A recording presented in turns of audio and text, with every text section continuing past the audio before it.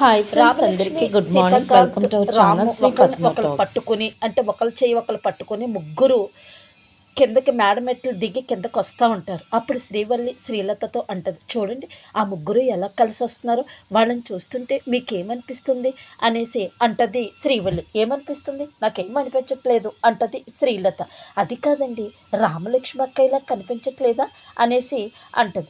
ఎందుకే అస్తమాటికి రామలక్ష్మి రామలక్ష్మి అంటావు, నాకు అలాగ అనిపించట్లేదు అంటది శ్రీలత. అలా కాదు అత్తయ్య గారు, ఎందుకంటే రాము ఏంటి శ్రీవల్లి అలాంటి మాటలు మాట్లాడుకు, లేనిపోను ఆలోచనలు కల్పించినట్టు అవుతుంది మా అన్నయ్యకి. ఇప్పుడు నువ్వు చెప్పిన ప్రకారం ఇది కానీ మా అన్నయ్యకి తెలిస్తే మైథిలిని రామ్కి అమ్మని చేస్తాడు తెలుసా, ఇక నువ్వు మాట్లాడుకు అని చెప్పేసి కోప్పడతాడు సందీప్. అంతే సైలెంట్ అయిపోతుంది శ్రీవల్లి. రామలక్ష్మి సీతాకాంత్ రాము కిందకు వచ్చేస్తారనమాట. వచ్చేసినప్పుడు అప్పుడు అంటదనమాట మమత, ఏంటి ఈ బర్త్డే బాయ్ రెడీ అయ్యాడా, ఇప్పటి వరకు రెడీ అవ్వకుండా అలా ఉన్నావేంటి అనేసి అంటది మమత. అప్పుడు మనసులో అనుకుంటూ ఉంటుంది, ఇదేంటి ఏమీ పట్టనట్టు అలా మాట్లాడుతుందేంటి, వాళ్ళ అబ్బాయే కదా, వాళ్ళ అబ్బాయిని తను తయారు చేయాలి కదా అని అనుకుంటూ ఉంటుంది రామలక్ష్మి. అప్పుడు లేదు చెప్పాను కదా మామ్, నేను మా మిస్ వస్తే కానీ నేను బర్త్డే సెలబ్రేట్ చేసుకోనని చెప్పాను కదా, మా మిస్ వచ్చారు కాబట్టే నేను తయారయ్యాను అనేసి అంటాడు రామ్. సరే అనేసి, అదేంటండి మీరు దగ్గరుండి పిల్లడికి చూసుకోవాలి కదా అని అంటది రామలక్ష్మి మమతని. మీ పిల్లోని మీరు చూసుకోకపోతే ఇంకెవరు చూసుకుంటారు అని మళ్ళీ అంటది. ఇంకా అలా షాక్లో ఉంటుంది, ఏంటి మా పిల్లోడు అంటున్నారేంటి మిస్సు అని అనుకుంటుంటుంది మమత. ఈలోపు శ్రీవల్లి కూడా షాక్లో ఉంటుంది. అప్పుడు వెంటనే మమత వచ్చి ఒక బాక్స్లో జ్యువెలరీ బాక్స్లో చైన్ తీసి రామ్కి పెడుతూ హ్యాపీ బర్త్డే డియర్ రామ్ అని చెప్పేసి చెప్తుంది. ఈలోపు అక్కడికి సీతాకాంత్ దగ్గరికి శ్రీవల్లి వెళ్ళి, బావగారు మీకు ఈ మైథిలిని చూస్తుంటే మీకు ఏమనిపిస్తుంది, ఏమి అనిపించట్లేదా అనేసి అంటది శ్రీవల్లి వాళ్ళ బావగారు సీతాకాంత్తో.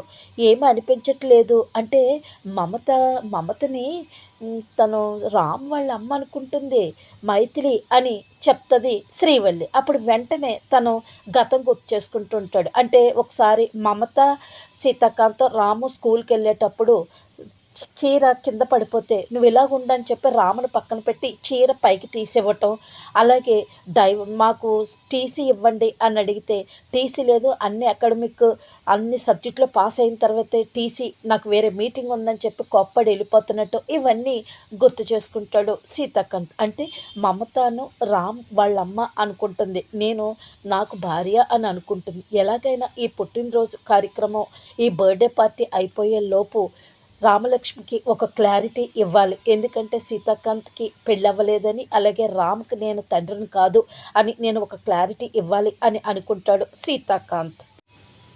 కట్ చేస్తే అప్పుడు సందీప్, రా నాన్న మనం కేక్ కట్ చేసేద్దాం అని చెప్పి అక్కడికి తీసుకొస్తాడు కేక్ దగ్గరికి సందీప్ రామ్ని. రా అన్నయ్య అని చెప్తే వాళ్ళందరూ కూడా కేక్ దగ్గర నిలబడుతూ ఉంటారు. అంటే సీతాకాంత్, సందీప్, శ్రీలత, శ్రీవల్లి. అప్పుడు మమత దూరంగా ఉంటుంది. అప్పుడు మళ్ళీ దగ్గరికి వెళ్తుంది రామలక్ష్మి. ఏంటండి మీ అబ్బాయి బర్త్డే అయితే మీరు ఎక్కడ ఉన్నారేంటి, బాబు దగ్గర ఉండాలి కదా అని అంటది రామలక్ష్మి. అంటే అదేంటి నేనెందుకు ఉంటానండి, సీతాకాంత్ ఉంటారు, ఏంటి ఇవిడ ప్రతిదానికి రామ్ దగ్గరుండు అంటది మిస్సు అని మళ్ళీ అనుకుంటుంది మనసులో మమత. అక్కర్లేదండి సీతాకాంత్ గారు ఉన్నారు కదా అని చెప్పేసి అని అంటే, ఈ లోపేమో రండి రామామ్ అని అంటాడు రామ్. అలాగే మిస్ మీరు కూడా రండి అని అంటాడు. ఈ లోపేమో కేక్ కట్ చేస్తాడు. ఈ లోపు అందరూ కూడా హ్యాపీ బర్త్డే సాంగ్ పాడతారు ఒకరి తర్వాత ఒకరు.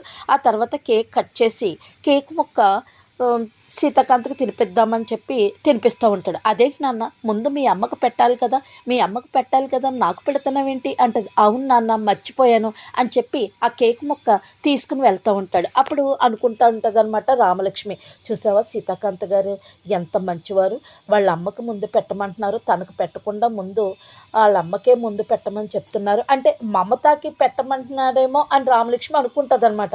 ఈలోపు ఆ కేక్ ముక్క తీసుకెళ్ళి అక్కడ సిరి ఫోటో దగ్గర పెడతాడు రామ్.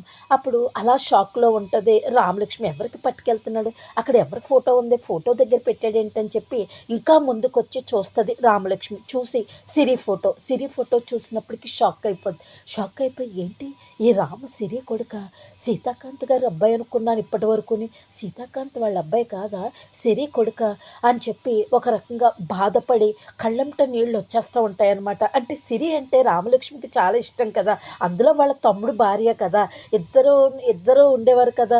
తను చచ్చిపోయింది అన్నప్పటికీ కొంచెం భరించలేక ఎమోషనల్ అయిపోయి కంటి నిండా నీళ్ళు వచ్చేస్తాయి. అప్పుడు మళ్ళీ వస్తాడు వెనక్కి రామ్. అక్కడ కేక్ ముక్క పెట్టి వాళ్ళ అమ్మ ఫోటో దగ్గర, మిస్ మీరు చెప్పారు కదా మీ అమ్మ ఏది అని అడుగుతూ ఉంటారు కదా, అదిగో ఆవిడే మా అమ్మ అని చెప్పేసి చూపిస్తాడనమాట రామ్. అప్పుడు కళ్ళంట నీళ్ళు వచ్చి అలా రాముని చూస్తూ ఉంటుంది. వెంటనే శ్రీవల్లి వచ్చి అదేంటండి మైథిలి గారు ఎందుకో అలాగ ఎమోషనల్ అయిపోతున్నారు రాము చూసి అనేసి అంటది మైథిలి. అంటే ఏమీ లేదు, చలాకీగా అల్లరిగా తిరిగే పిల్లవాడికి తల్లి లేదు, కొంచెం ఎమోషనల్ అయ్యాను అని అంటది. ఇంకా అందరు అక్కడ ఉంటారు. ఇంకా షాక్లో ఉందన్నమాట సిరి చనిపోవటం. సీతాకాంత్ ఏంటి అని కొడుకు అనుకున్నాను, ఈ సిరి చనిపోవడంతో కొంత షాక్లో ఉన్నప్పటికీ అక్కడ బాయ్ సర్వ్ చేసే బాయ్ వచ్చి డ్రింక్స్ పట్టుకొస్తూ ఉంటాడు. ఈ లోపు ఒకేసారి కళ్ళు తిరిగినట్టు అయిపోయి మైథిలికి ఇలా పడిపోబోతూ ఉంటే ఆ గ్లాసు కింద పడిపోయి ఆ డ్రింకు మైథిలి డ్రెస్ మీద పడిపోయినప్పటికీ ఇంకా అలా అందరూ చూస్తారు. ఈ లోపు శ్రీవల్లి ఆవిడ్ని వాష్రూమ్కి తీసుకెళ్ళు అని అంటాడు సీతాకాంత్తో శ్రీవల్లిని. సరే బావగారు అంటుంది. అక్కర్లేదండి నేను వెళ్తాను, మీరు పార్టీ ఎంజాయ్ చేయండి అని రామలక్ష్మి అంటుంది. ఇటు వెళ్తే రైట్నండి అని చెప్పి చూపిస్తూ ఉంటుంది శ్రీవల్లి. అలాగేనండి అని చెప్పి తను వెళ్తుంది. వెళ్ళి రామలక్ష్మి ఉంటుంది కదా, రామలక్ష్మిని ఒక గదిలో పెట్టుకుని తన బాధలన్నీ, తనకు సంతోషం వచ్చినా బాధ వచ్చినా ఆ రూమ్లోకి వెళ్ళి రామలక్ష్మితోటి షేర్ చేసుకుంటుంటాడు కదా. ఒక రూమ్లో పెట్టాడు రామలక్ష్మి ఫోటో, అది వాష్రూమ్ అనుకుని ఆ రూమ్లోకి వెళ్తుంది రామలక్ష్మి. వెళ్ళేసరికి అక్కడ ఫోటో చూసి లైట్ వేస్తుంది. లైట్ వేసినప్పటికీ ఫోటో చూసి షాక్ అయిపోతుంది రామలక్ష్మి. ఏంటి నా ఫోటో ఉందని చెప్పి దగ్గరికి వచ్చి ఏడుస్తూ ఉంటుంది. ఈ లోపు అక్కడ పేపర్లు ఉంటాయన్నమాట అక్కడ. ఈ లోపు ఫ్యాన్ స్పీడ్గా తిరుగుతుంది అనమాట. ఆ ఫ్యాన్ స్పీడ్కి పేపర్లు ఎగిరిపోతాయి. వెంటనే పేపర్ పట్టుకుని ఒక పేపర్ తీసి చదువుతుంది. ఆ ఫస్ట్ పేపర్లో రామలక్ష్మి నువ్వే నా ప్రాణం, నువ్వు లేకుండా నేను ఒక శవంలాగా బతుకుతున్నాను అనేసి ఉంటుంది ఒక పేపర్లో.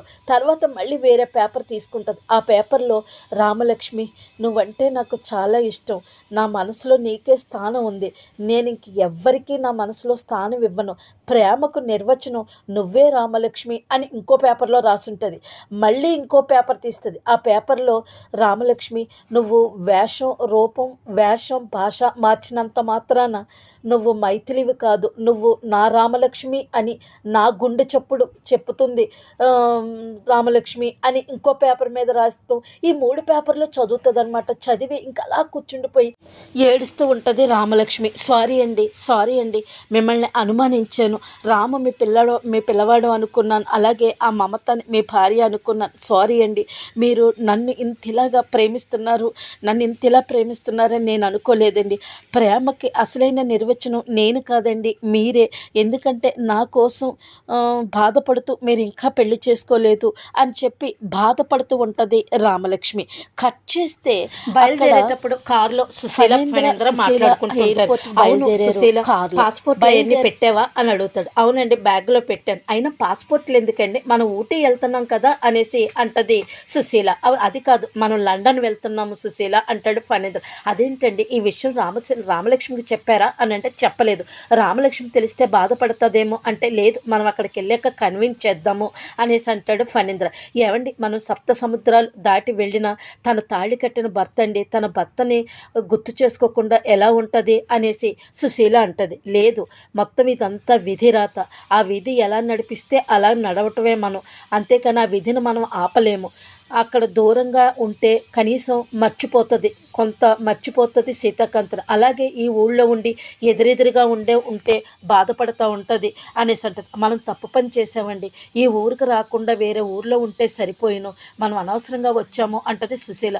ఈ 2 కోట్ల మంది జనాభాలో ఈ సీతాకాంత్ కనిపించడేమో అని అనుకున్నాం, కానీ ఇలాగ ఎదురెదురు పడతారు సీతాకాంత్ రామలక్ష్మి అని అనుకోలేదు అని ఫణేంద్ర అంటూ ఉంటాడు. సీతాకాంత్ క్షేమంగా ఉండాలి అంటే ఖచ్చితంగా లండన్ వచ్చేస్తుంది రామలక్ష్మి అని ఫణేంద్ర సుశీలతో చెప్తాడు.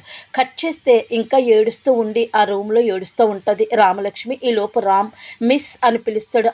వస్తున్నానని చెప్పి పేపర్లు అక్కడ పెట్టేసి బయటకు వస్తూ ఉంటుంది రామలక్ష్మి.